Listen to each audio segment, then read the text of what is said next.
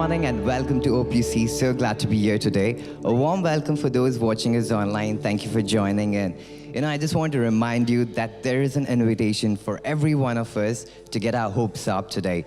We have every reason to have hope because hope is a person and his name is Jesus. Yeah, and he lives on the inside of you and I, right? I just want to read a beautiful scripture from Romans 15:13.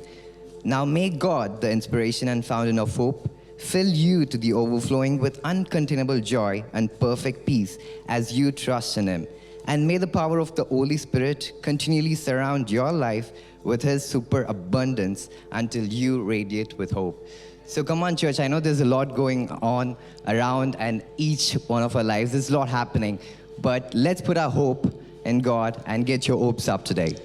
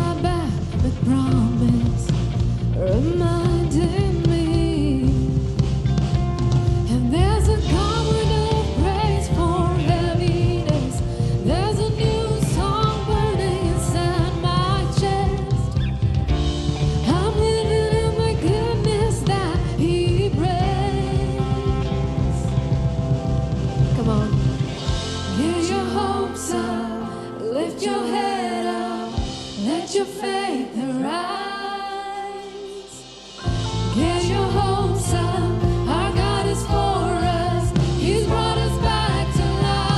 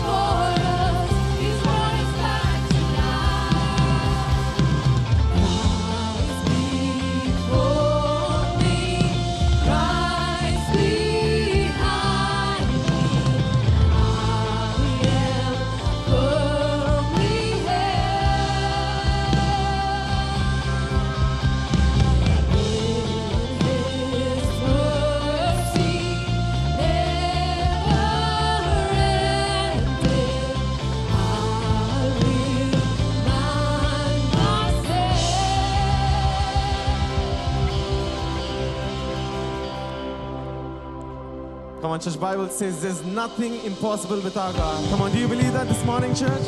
Come on, put your hands together even as we sing this song. Declare it with faith.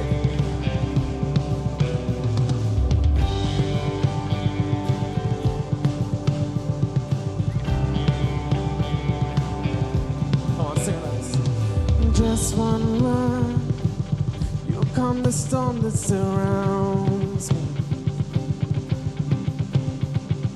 Just one word, the darkness has to retreat.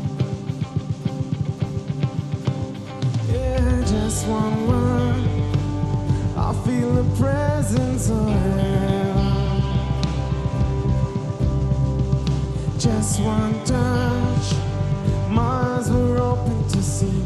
My heart can't help but believe. Come on, there's nothing that our God can do. There's not a mountain that He can move. Oh, praise the name who makes a way. There's nothing that our God can do. Whoa. Just one word, you heal what's broken inside. Come on, do you believe that, church? Just one word, you revive every dream. Just one touch, I feel the power of it. Just one touch, my eyes were open to see. My heart can't help but believe. There's nothing that our God can do. There's not a mountain that He can move. Oh, praise the name who makes a way. There's nothing that our God can do. Oh, there's nothing that our God can do. There's not a mountain that He can move. Oh, praise the name who makes a way. There's nothing that our God can do.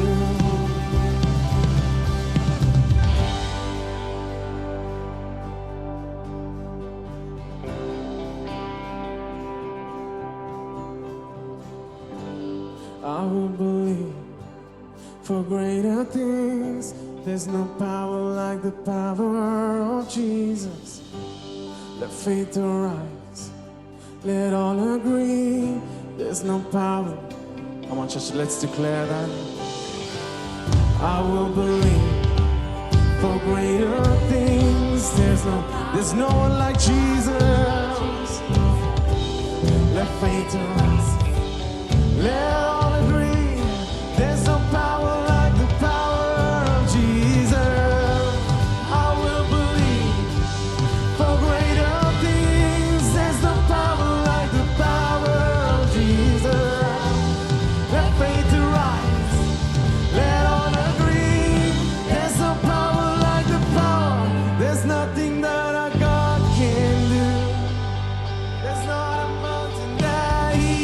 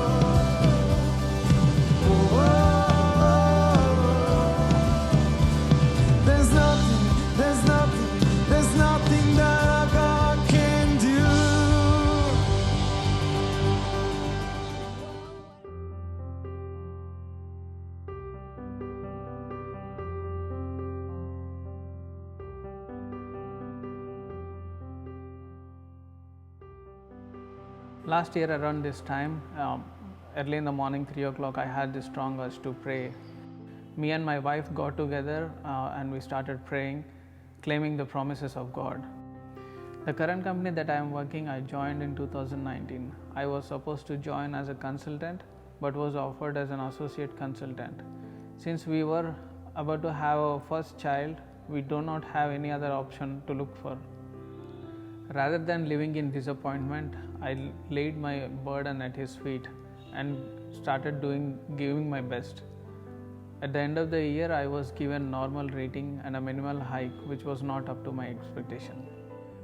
2020 became even more challenging as all my earnings had been sucked up with loans and credit bills. Things became even worse with the pandemic and lockdown. The sources who were supposed to help me out backed off. In the process of managing monthly finances, I had to sell my laptop. With infant and critical finances, every passing day has become even more challenging. However, we were confident that God will bring us out of this situation.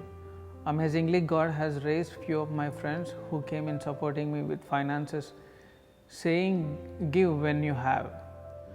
I also resumed offering with whatever I have in my wallet. In the midst of all this, I also started concentrating on my work, giving my best, spending 14 to 15 hours a day. Looking at my work, my senior managers were so happy that they have promised a hike and a promotion in the next cycle. But there was a change in the last minute and I was given the same rating as previous year. I was so disappointed that I could not sleep all through the night. God reminded me the verse that He promised that young lions may go hungry, but those who seek the Lord will not lack any good thing. I continued to give my best. The following week, my senior manager on site became aware of the rating that was given to me, and she immediately apologized and promised me that she will look into it personally. On March 15th, everyone around me were receiving emails regarding hike. I too was expecting one, but to my surprise, I have received a mail congratulating me on my promotion. 1 hour later, I have received another mail with my revised salary, and after math, the percentage that I was given was 27%, which is just enough to meet all my needs and no more overburn. No matter how tough the situations were, no matter how critical the finances were, there was food on my table all through the time. There is comfort and hope that kept us progressing. I'm a management consultant now, and I also see there is a breakthrough, blessing and overflow of blessings that are coming my way. I'm Joshua. This is my story of hope.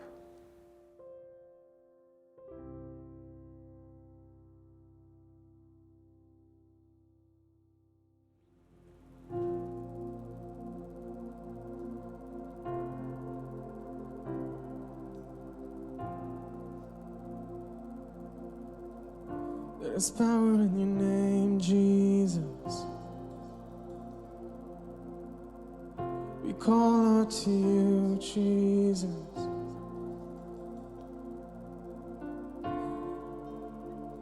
There is hope in this name of Jesus. Jesus.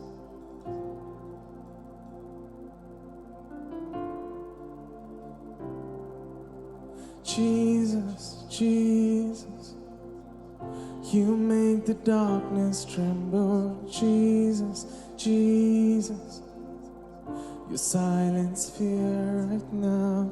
Jesus, Jesus, you make the darkness tremble. Jesus, Jesus, you silence fear.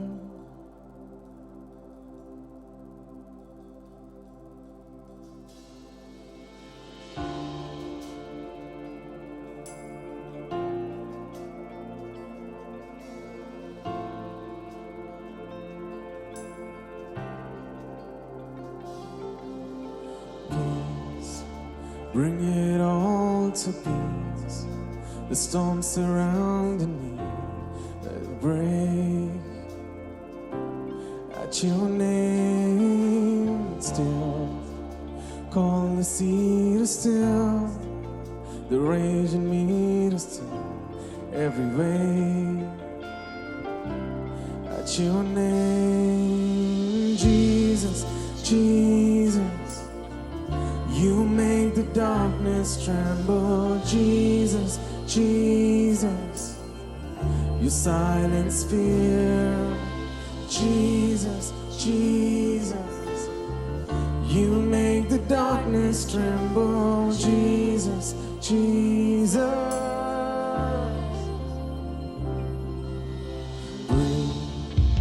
Call these bones to live, call these lungs to sing once again.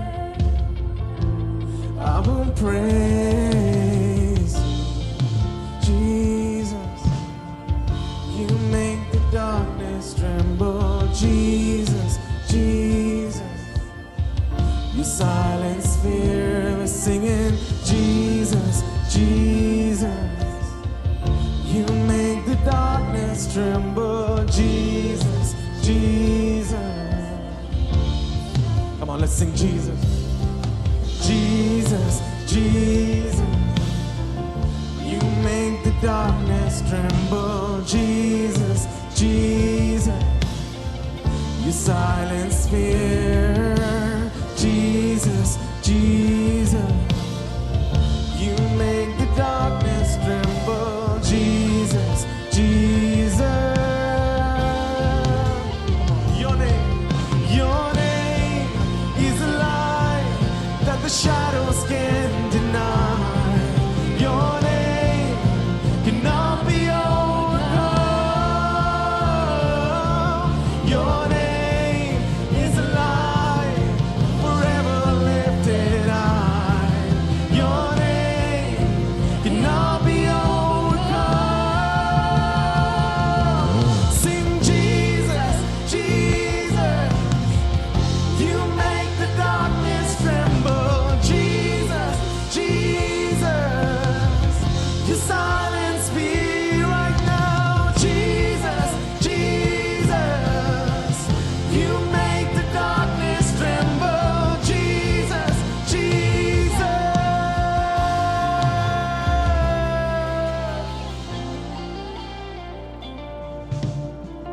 You make the darkness tremble.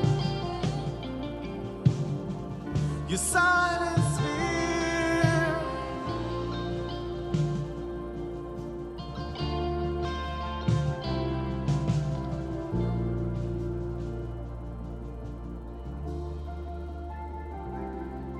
Your name is a light that the shadows can't deny. Your name cannot be overcome. Your name is a light forever lifted high. Your name cannot be overcome. Come on, church, let's sing it out. Your name is a light that the shadows can't deny. Your name cannot be overcome.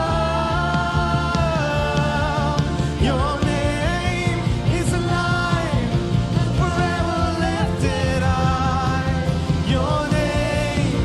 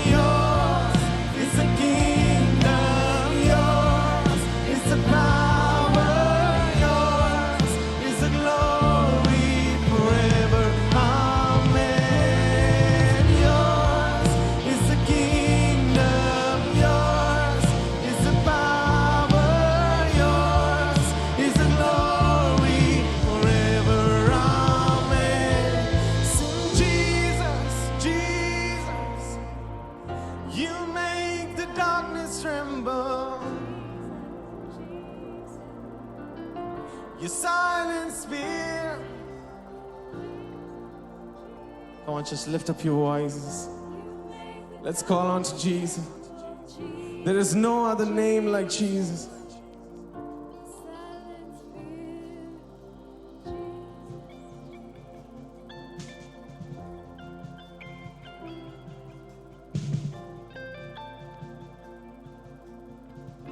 You silence fear, singing Jesus, Jesus.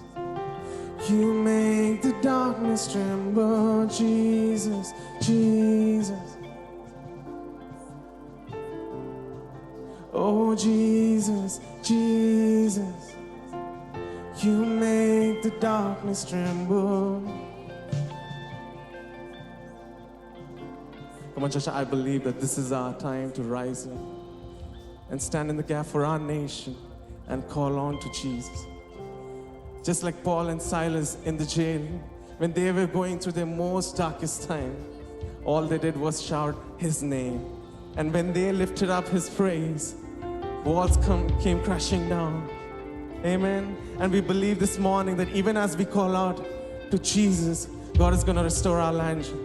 Come on, are you with me, church? Can we all declare his name once again? Come on, everybody who's watching us online, wherever you are, even as we sing, call on to Jesus. Come on, lift up your voice and sing out. Jesus. You make the darkness tremble, Jesus, Jesus. You silence fear, we're singing Jesus, Jesus. You make the darkness tremble, Jesus, Jesus. Come on, your name. Your name is a light that the shadows can't deny. Your name cannot be overcome. Your name is a light forever lifted high. Your name cannot be overcome. Sing Jesus, Jesus. You make the darkness tremble, Jesus, Jesus. You silence fear, Jesus, Jesus. You make the darkness tremble, Jesus, Jesus. You silence fear, singing Jesus, Jesus. You make the darkness tremble, Jesus, Jesus. You silence fear, singing Jesus, Jesus. You make the darkness tremble, Jesus, Jesus.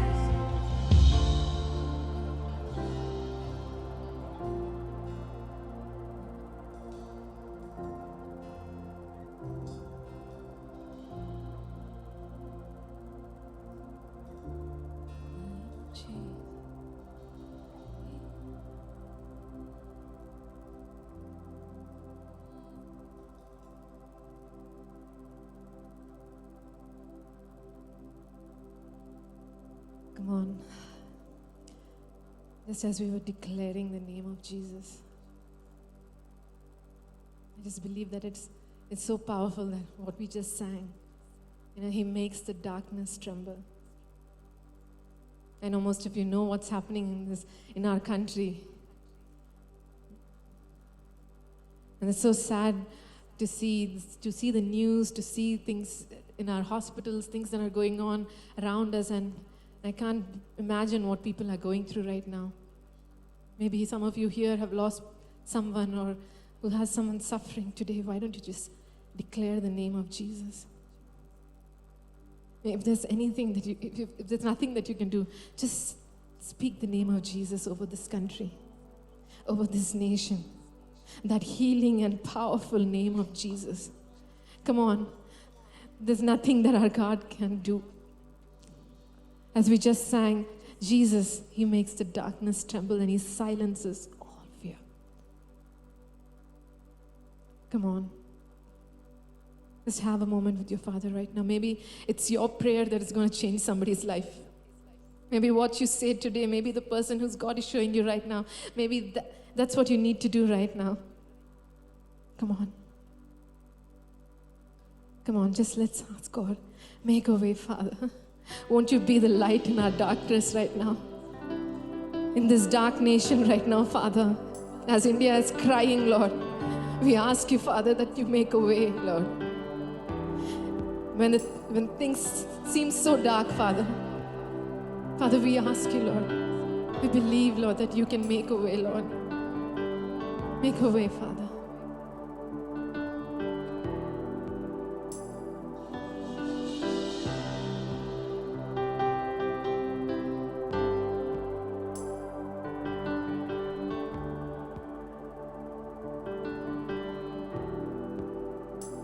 You are here, you're moving in our midst. I worship you, I worship you. You are here, you're working in this place. I worship you, I worship you.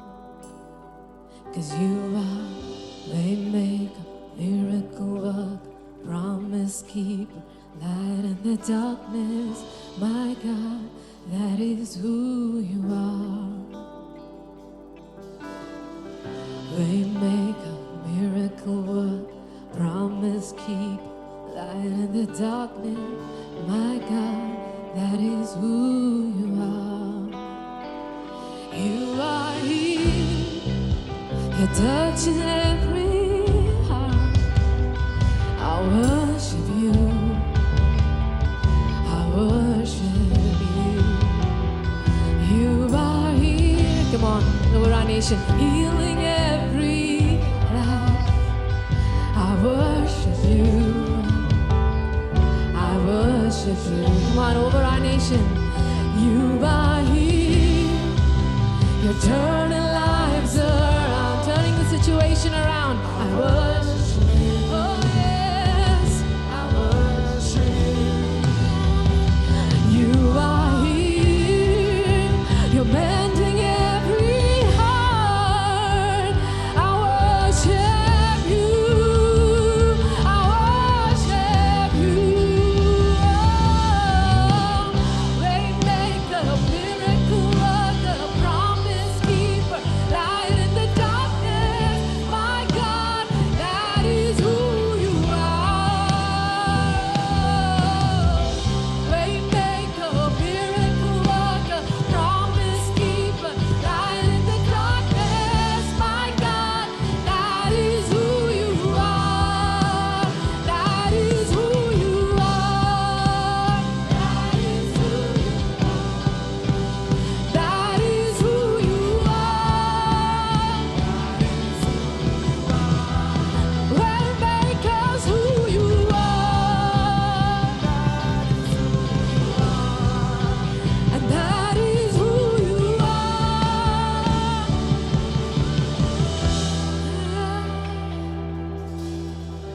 Waymaker, miracle worker, waymaker, miracle worker, waymaker, miracle worker, waymaker, miracle worker, waymaker, miracle worker, waymaker, miracle worker, waymaker, miracle worker, waymaker, miracle worker, waymaker, miracle. Oh, we declare that. Come on, we just declare that this morning, that He's a way maker and a miracle worker over our nation, over our. Come on. Hallelujah. He's a miracle worker God. The Bible says, dear friends, 2 Corinthians chapter 10 verse number 4, for the weapons of our warfare are not carnal, but they are mighty in God in pulling down strongholds, casting arguments, and pulling down anything that exalts itself. And right now, The weapons that God has given to us is faith, it's prayer, and it's the blood of Jesus. I plead the blood of Jesus right now on every single person in this house. I plead the blood of Jesus against the virus that is in the air. I plead the blood of Jesus upon our city, upon our state, and upon our country. India will never be the same because Jesus is making a way for our deliverance. He's going before us. He's setting the captives free. And this is the reason why he was born, my dear friends. Hallelujah. Come on, let's give him a good clap of praise. Let's give him a good clap of praise. Hallelujah. I have this prayer request. You know, some people have requested for their debts to be cleared, business tax, to be cleared. Some others have requested saying, Pastor, please pray for us that our family property be sold and be distributed. Right now, let's all look to God in prayer. Heavenly Father, I thank you for all those who have given their prayer cards. I thank you, Father, that you are mighty to fulfill every prayer, oh God. You are mighty to lift up the burdens that each one carry, oh God, in this house. You are mighty, oh Lord, to touch and revive the sick, the broken-hearted, oh God, the hopeless. And today there's hope, Lord, for every single person in this house. Jesus lives. I declare your breath upon everybody. I declare your resurrection. You are the way maker. In Jesus' name we pray. Amen. Let's sing. Let's sing. Let's rejoice. Be joyful. Let's sing it again. Sing it again. Thank you. Come on, let's declare that even when I don't see it, you're working. Even when I don't feel it, you're working. You'll never stop working. You'll never stop working. Even when I don't see it, you're working. Even when I don't feel it, you're working. You'll never stop working. You'll never stop working. You'll never stop working. You'll never stop working. You'll never stop working.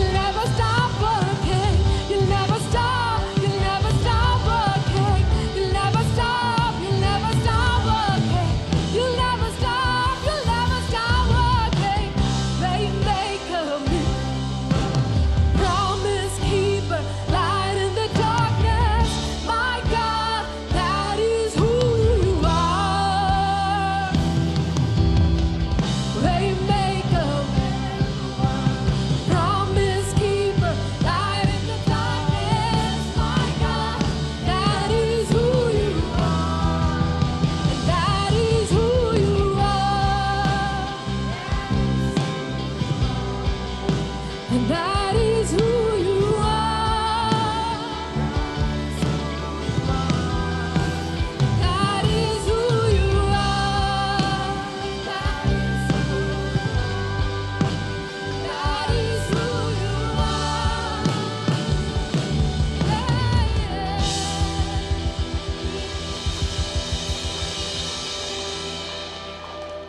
Amen. He is the way maker.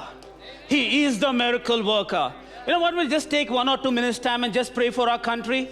Pray for this pandemic. Every day, at least 3+ lakh people getting affected by this virus. And there are the reported cases. God knows how many more. I think this nation needs a miracle. More than anything, this nation needs hope that comes only from Jesus Christ. Amen. Can we just lift up our hands? These are times that we have never heard of, never really seen any time before. And, let's just trust God. Let's just pray for a mighty move of God unlike any time ever. God, I just pray, oh God, for our country. God, I just pray for our cities, oh Lord. I just pray, oh God, for our brothers and sisters, also for our families, oh God. God, I do not know, oh God, why these kind of times have fallen on us, oh God. Why we are going through these times, oh Lord. But no matter what we are going through, oh God, we are trusting in you. We are putting our faith in you, oh God. And I know, oh Lord Jesus, no matter, oh God, what things go around us, you still are Jehovah Rapha. You still are my healer, oh God. You still are the one who makes us whole, oh Lord. Father, I just pray, oh God, that your healing virtue will surge through this nation, oh Lord Jesus, that this pandemic will come to an end, oh Lord, that good times, oh God, normal times will come back again, oh Lord. Father, we just thank you, oh God. And for us who have walked into your house, oh Lord, Father, we love you. That's why we came, oh Lord. We want to worship you, oh God. That's why we came, oh God. We are expectant. We are hungry. We are thirsty for more of you, oh God. That's why we walked in, oh Lord. So God, come and touch us today. Spirit of the living God, all I want you to know, oh God, is that our hearts are open. Our ears are open, oh God, ready to receive of the great things that you have in store for us. We thank you, Lord, and we bless you. In Jesus' name I pray. Amen. Amen. Please be seated in God's presence. Well, so nice to be in the house of the Lord. It's quite some time, actually, 3 months, 3 or 4, a little more than 3 months for me, which coming to this auditorium, this campus, and good to be here. Good to be among familiar faces, yes. And before we look into the word of the Lord, all right, is there anybody who's visiting with us for the very first time? If you're here, for the very first time, if you can just lift your hand. Anybody for the very first time? I don't really see. There's one. Okay. Yeah, if you can keep standing, one of our ushers will give you a gift back. And, yes, thank you very much if you're visiting us for the very first time. And if you joined us online also for the very first time, welcome to the house of the Lord. And we are one big family of God, and we are expanding. We're really expanding. God is faithful to us even during the pandemic. I don't know, even during the pandemic, we are seeing an increase. Amen? I'm pastoring the East Campus, and, I don't know what miracle is happening. Even during the pandemic, people are telling we will still come and worship. Still come and worship God. So if you're visiting, I just pray that you'll have a great time with us. But if you don't really have a home church, consider making this as your home church. Amen? And Kevin just passed me a note telling that soon after the service, we will have a job fair happening soon after the service. And not just that, if you have seen the news, what Pastor Suman was sharing, yes, I think it is time. If you read church history, throughout church history, the church has championed the cause of the needy and even those who are suffering. We were there to help during pandemics and plagues. We always we always stretched out a helping hand. We always help people, and that kind of is very much part of us being the children of God, us being called as Christians. So if you have anybody who's suffering with COVID, or not just COVID, job loss or anything, and if you can help, please help. They will know, the whole world will know we are Christians, not by our songs, not by our great services and all, by the way we love them, right? So let's love. If somebody in your lane, your neighbor or your relative is going through a hard time with COVID, let's give a helping hand. Let's make sure, food, whatever. If you can't do it, if you're too scared, at least give it to the church. We will make sure it goes to them. Amen? Hallelujah. Let's look into the word of the Lord.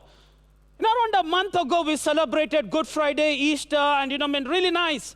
When the church originally celebrated them, or rather, when the church observed them, soon after that were very critical times, very important times for the church.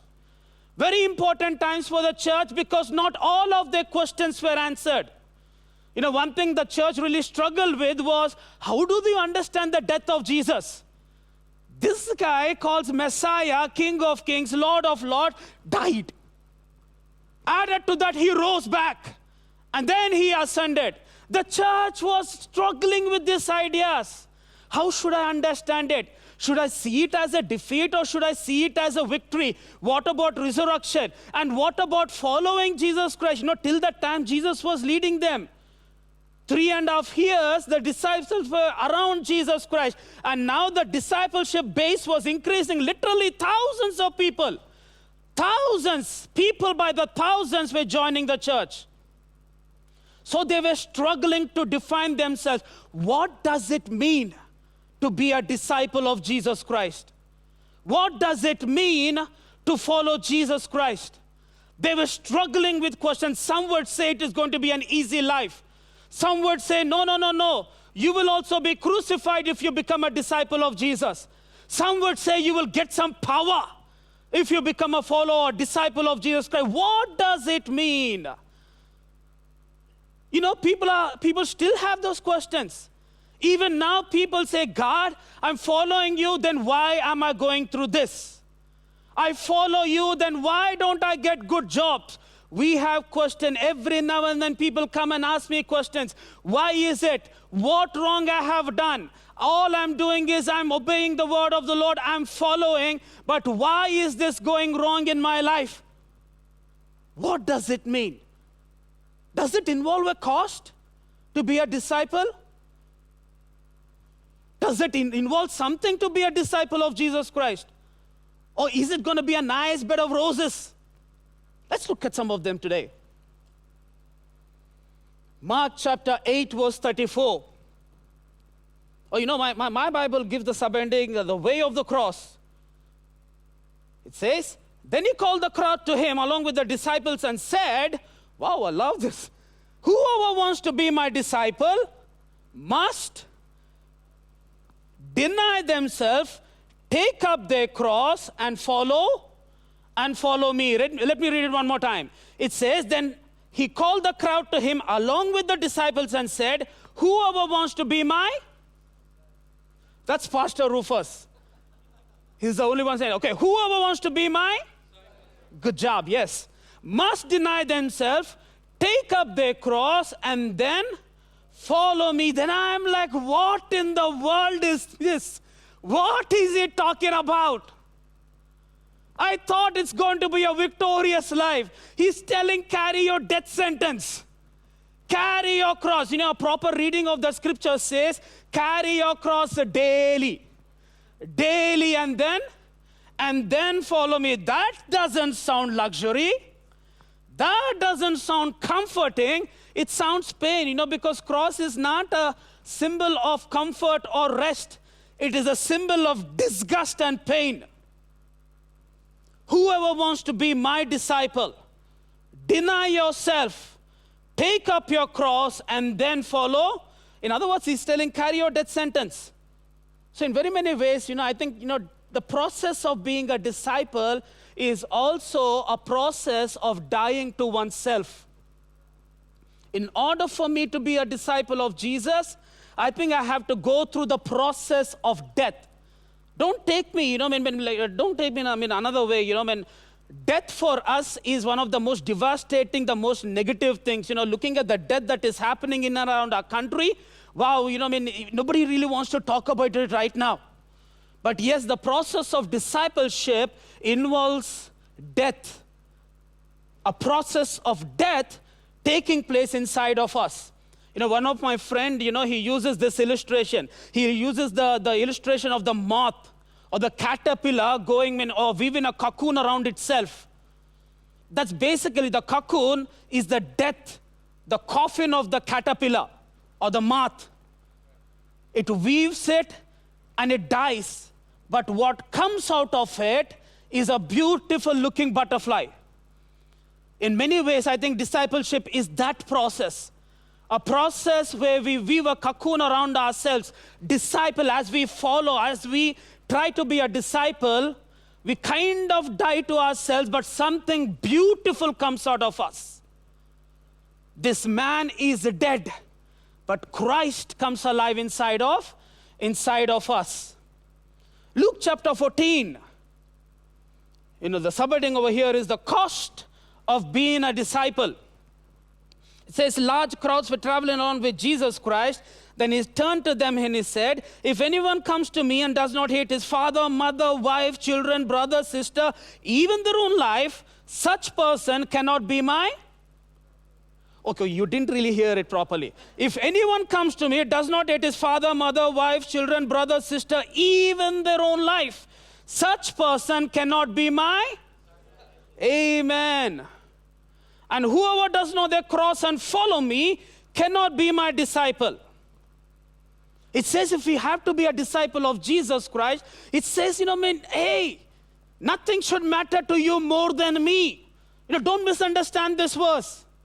All it's trying to say is God should be above anything, everyone else in your life. If he's not the number one priority, you're not really following Jesus Christ. You're not really a disciple of Jesus Christ. somebody defined idolatry. When Bible talks against idolatry, left, right, and center, there were cities that were destroyed because of idolatry. God hates idolatry. But what exactly is idolatry? Anything that takes the place of God in your life, that's the idol. That's the idol in your life. Doesn't really mean something which is made of stone and wood, yes, that's there. But anything that takes the place of God in your life, that's an idol. Get rid of them. I think as children of God, Jesus has to be the number one priority in our life. You cannot be my disciple, Jesus said, if anyone takes the number one place in your life. I like the next verse, Galatians chapter 2, verse 20. I have been crucified with Christ. I no longer live, but Christ lives in me. The life I live now in the body, I live by faith in the Son of God. It says, I no longer live. I have been crucified with Christ. You can talk back, it's all right. I have been crucified with, and I no longer. In other words, what is the Bible telling? You're dead. We are dead people, right? Dead people, right? We no longer live, but who lives inside of us? Christ lives inside of us. Let me tell you one more time. Who lives inside of us? And I no longer. Okay, now think about this. If I get a dead body over here and I kind of, scream at that dead body, ask 10 questions to that dead body or provoke that dead body, what is going to be the reaction? Absolutely nothing. Okay, then I take a cane, beat, jump on it, sit on it, do all kinds of things. What kind of reaction? Nothing, right? The Bible says, I no longer, right? Then why do we react to the world? Then why do we react to this, these things that the devil throws at us? When we are no longer alive to ourselves, why are we reacting? Shouldn't we react like that dead body? Shouldn't we be like that? Why do we still respond? Why do we easily get provoked? Why do we lose our tempers? Why do we hold grudges? Why do we have those hard feelings if we are dead? Are we not supposed to react like that? I no longer live, but Christ lives in me. Charles Sheldon, way back in the later part of 1800s, he wrote a book, became very, very popular. The name of the book is In His Steps. But the subheading goes like this: what would Jesus do? They saw the resurgence of this movement in the 1990s. Back during those times when I was in my school and college and all, I used to have this handband, WWJD. What would Jesus do? The idea behind that is, for any situation that's in front of me, or any challenge that is in front of me, how am I going to react? What would Jesus? Yeah, if somebody is shouting in front of me, I would okay, what would Jesus do? I would okay, I want to shout, I want to beat him, but I will react the way Jesus would react. I think that's how we got to react in our life, right? That's how we are supposed to respond. I struggle with that, honestly. I don't think none of us are perfect or anything like that. I struggle with that. There's so many things. Sometimes, hey, man, I really want to. But okay, what would Jesus? It's no longer I that live, but Christ that lives in me. Today we're going to just look at 5 areas or 5 ways. Five ways we need to die to ourselves, because the process of discipleship is also a process of death. Or 5 areas where we need to bring ourselves down so that Christ will become alive in us. The discipleship process involves the death.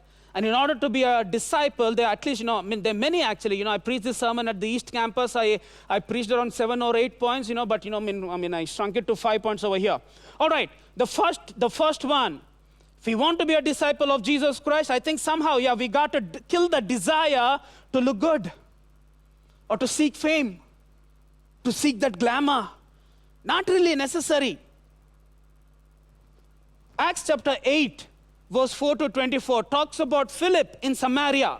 And wherever Philip is going, great miracles are happening. The Bible says that, with loud shouts, impure spirits came out, and many of those who were paralyzed or lame, they were healed, and there was great joy in that city.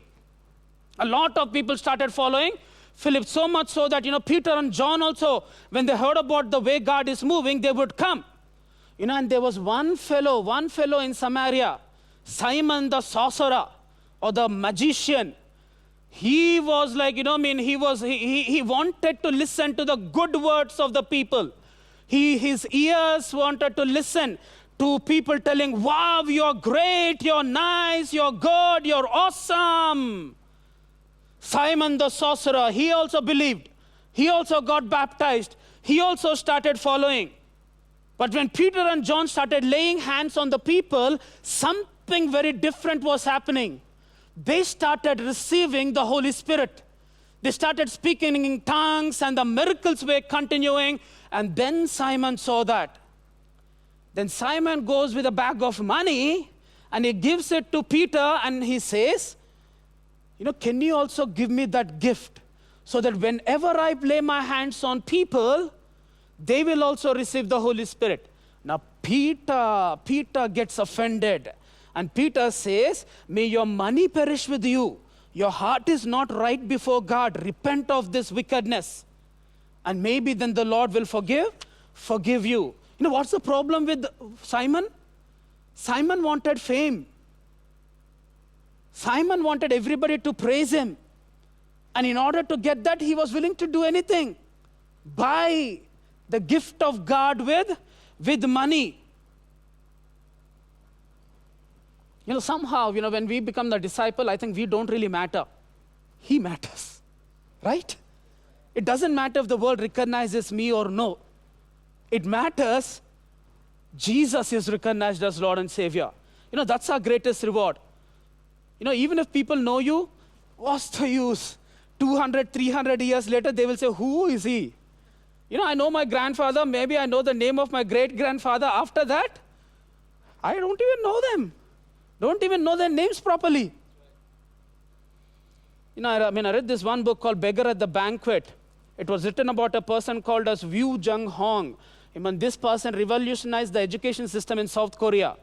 So much so that, at one time he ran the largest school in the whole world. Most of the country's presidents and prime ministers, ministers would come from, they were his students. And so somebody would, see that great revival that was happening in South Korea, and they would ask, where is it all springing from? Then they would trace it back to him. It all started because he opened schools. He started educating people, started having those Bible studies, that morning prayers and all. That's how it set the stage for a revival. So somebody said, why don't you take that credit for all those things? There's that pastor who's telling it is because of him. There's another church which is claiming, but why don't you take credit? And this is what he said. He said, who cares who gets the credit? As long as we do what God has asked us to do, that's enough. That's really enough. Who cares? God will settle those things at the end of the age. Who cares who gets the credit? I shared this, I got this from Rick Warren. He says the most visible parts not necessarily are the most important parts, right? Just because, you're the most visible doesn't mean that you're the most important person ever. Let me give you an illustration. When you can look at me and, and I know every one of you look at my face, you like my nose. I know you're like, we like Pastor Anand's nose. But, the thing with that is, this is not the most important part of my body, right? I can cut it off, you can see a hole, I can still talk. I can still breathe, right? But, there are certain things that even me have never really seen. For example, I never saw my lungs nor my heart. But if I cut off any of those things, I will drop down dead. The most visible does not mean it's the most important, the most significant. Just because some of you are not really visible does not mean you're not really important. You are important. Either way, if you have to be a disciple of Jesus Christ, get rid of the desire to become famous and glamorous and all, because it doesn't really matter. I mean, nowadays, Christianity has turned out to be like, the Christianity of the celebrant pastors with private jets or the celebrity worship leaders and all those things. No. I think the real heroes of Christianity are like people like Mother Teresa and all, who poured out their life out in service. Amen? The second one, want to be a disciple of Jesus Christ? I think we need to get rid of the desire or the need to feel good. Need to feel good. Discipleship involves pain. It involves sacrifice. Luke chapter 18, verse 18 onwards, talks about a rich man who comes to Jesus Christ, and he asks this question: what must I do to inherit eternal life? Jesus says, do that, do this. And he said, from my childhood I did everything. I followed every part of the law, obeyed every law, every commandment to the dot. Then Jesus understood, the problem with this man, and he says, sell everything you have, give it to the poor, and you will have treasure in heaven. Then come and follow me. The Bible says, when he heard this, he became very sad because he was very wealthy. Then Jesus looks at that person and he says, how hard it is for the rich to enter the kingdom of God. It is easy for a camel to go through the eye of a needle than for a rich man to enter into the kingdom of. What's the problem with this? This man was rich. Is it wrong? I don't think so. But he wanted to follow Jesus. Is it wrong? No. But there's some problem with this man. He wanted to serve God from a position of comfort. From a position of comfort. He wanted to still hang around to his riches and then do whatever little he can do for God. I have read the stories of great men and women of God. In order to serve God, I got even some good friends of mine who are pastors and all. In order to serve God, they let go of everything. I have known of my friends who their family said, if you follow Jesus, you will not get a single pie. They said, no problem, we will just follow Jesus Christ. The other day I was listening to this one song. I have decided to follow Jesus Christ. How many of you know it's an Indian song actually? It's actually an Indian song. You go to the Assam and you find those tea estates and all. All those ladies who are gathering those leaves, they would sing this song. They sing this tune rather. Na na na na na na na na na na. The story goes like this. Somebody from that village accepted Jesus Christ, and the whole village was called together, the panchayat. And the village head says, renounce Jesus and be part of us. Follow Jesus, excommunicated. And you know what he said? The world before me, the cross before me, the world behind me, no turning back, no turning back. It involves a cost in order to follow Jesus Christ. Let's get rid of some things in order to follow Jesus Christ. The third one. I really struggle to understand this, but it is very true. In order to be a disciple of Jesus Christ, sometimes we also have to get rid of the desire to be right all the time. You will find it in Mark chapter 3, verse 1 to 6. You will find Jesus in a synagogue, and there was a man with a dried up hand, a shriveled hand. And everybody was looking at Jesus Christ. Why? Because it was a Sabbath day, and the leaders of the synagogue, they were looking at an opportunity to find fault with Jesus Christ. And their thought was, today is a Sabbath, no work should be done on a Sabbath day. Let's see if Jesus will do some work. Jesus looked at them. Jesus looked at this man, and he said, what is lawful? Is it lawful to do good or bad on a Sabbath? Either way, the end of the story is Jesus heals that man. And these people, instead of rejoicing that a man who was not able to move his hand suddenly start moving, is restored, they start questioning, how can he heal on a Sabbath? How can he restore somebody on a Sabbath? That man was like, God, this hand was useless till you healed me. But everybody was so legalistic because, they interpreted the law, telling that no work should be done on a Sabbath day. And the Bible says that the Pharisees, along with the Herodians, they began to plot how they might kill Jesus Christ. Nobody is happy except that man. Nobody is happy that he is healed. They're plotting against Jesus. What's the problem with them? They're too legalistic. They're too legalistic. For them, their law is everything. They say that, many people are leaving church. Why? Because churches have become legalistic. Only if you attend this church regularly, only then we will bury you.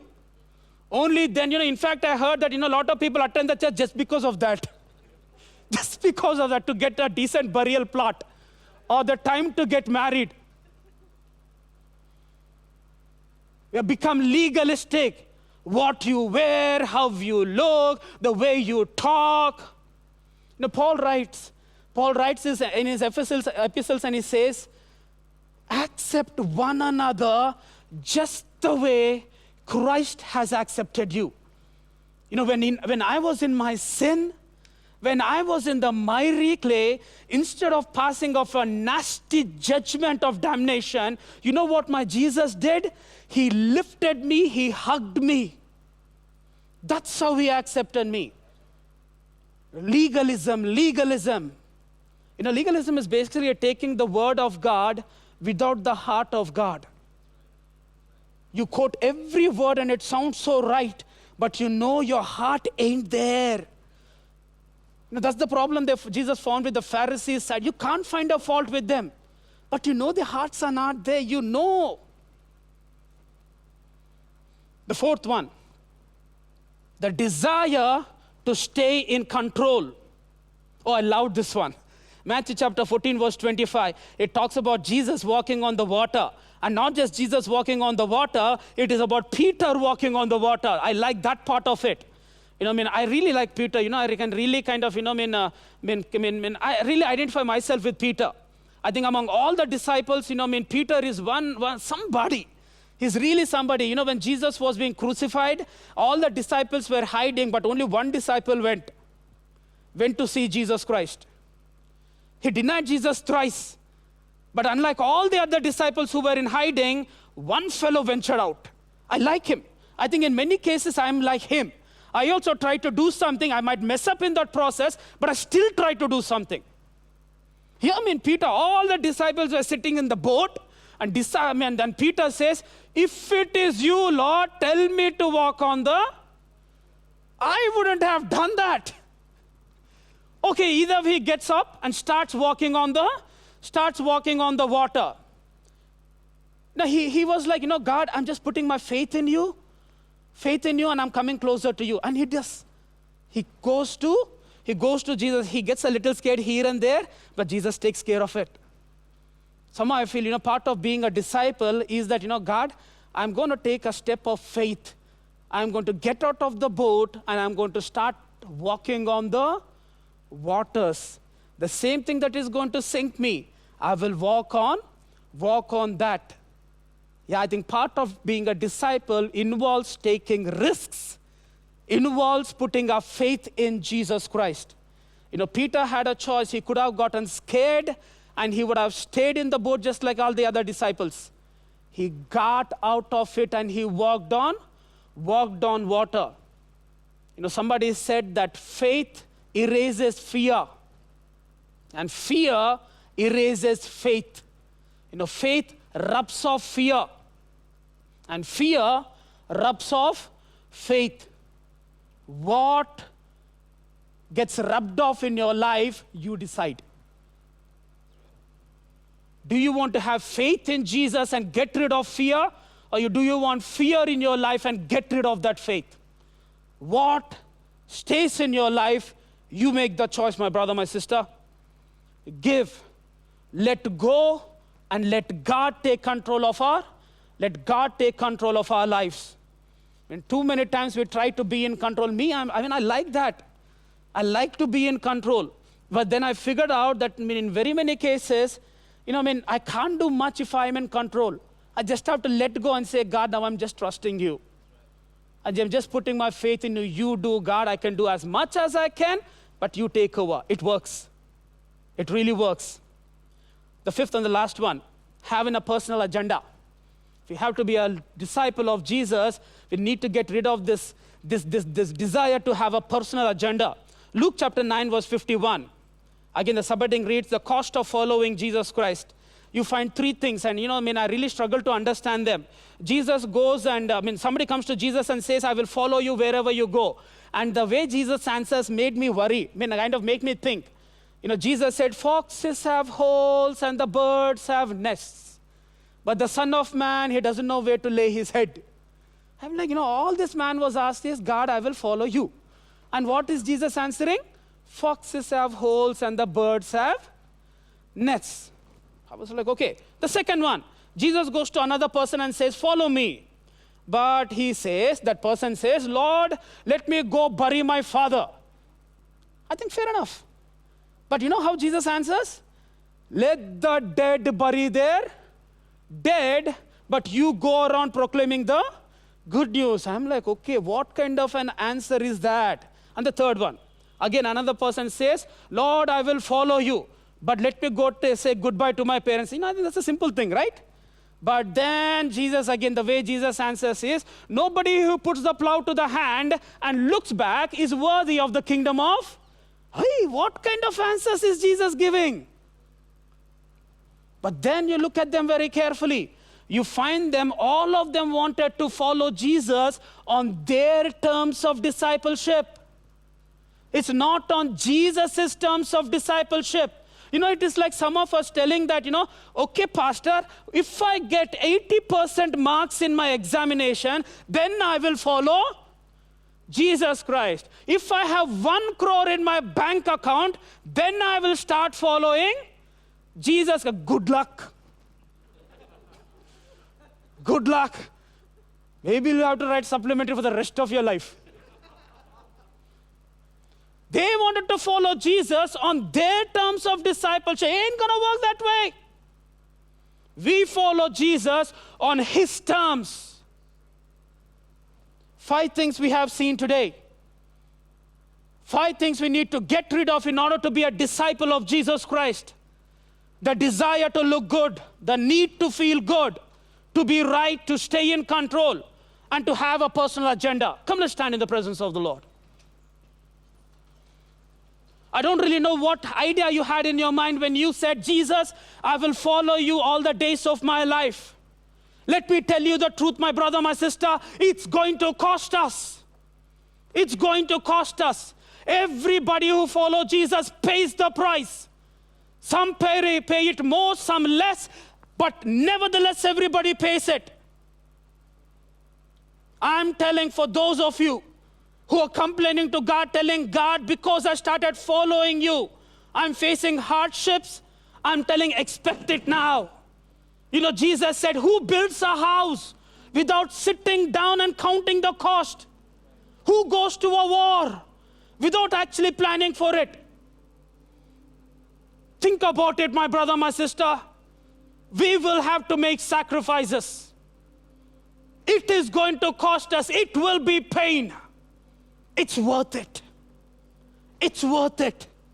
So much worth it. So much worth it that it is better than life itself. Better than life itself to follow him. This time, yes, after telling all these things, I really want to ask, is there anybody among us who wants to follow Jesus? You never really accepted Jesus as your Lord and Savior, but say, God, even if the journey is tough, I love you so much that I want to receive you as Lord and Savior into my heart. If you're somebody, lift your hand, please. Thank you. Thank you. It's worth following Jesus. Every moment of it, through our darkest hour or through the brightest day, it's worth following Jesus Christ. For the sake of those who are making this decision today, can we all just repeat this prayer? Dear Lord Jesus, I confess I'm a sinner. I need your forgiveness. I believe you died and rose again. I want to trust and follow you as my Lord and Savior. Amen. Let me just close with a word of prayer. For those of you who made that decision, why don't you just talk to one of us pastors? And we would love to. This is the most important decision of your life. You just set heavens rejoicing. You have no idea what Jesus feels when we say a prayer like this. He would say it's worth dying on the cross. All that pain, all that torment, worth it. Let me just close with a word of prayer. Father, we just thank you for this time, oh Lord. And I know, oh God, this walk with you ain't that easy, but it's worth it, oh God, and we will walk it. We will walk it, oh God. We will take up our cross. We will carry it every day of our life, oh Lord. We will focus on you, but we will walk, oh God, behind you. We will do what you say, oh God. We will do what you do, oh Lord. We will not react to this world, oh Lord, but we will respond to this world the way you would respond, oh Lord. So give us the grace, give us the anointing. Give us the strength, oh God, to represent you every day, every hour, through every fiber of my being, oh Lord. Let it be lifted to you, oh God, as an act of worship unto your name. We thank you, God, and we bless you. In Jesus' name I pray. Amen. God bless you. Have a great week. Talk to somebody about Jesus Christ. And for those of us who have friends and family who are suffering, speak a word of healing into their life. God bless you. Come on, church. Get your hopes up, lift your head up, let your faith rise. Get your hopes up, our God is for us, He's brought us back to life. Get your hopes up, lift your head up, let your faith rise. Get your hopes up, our God is for us, He's brought us back to life.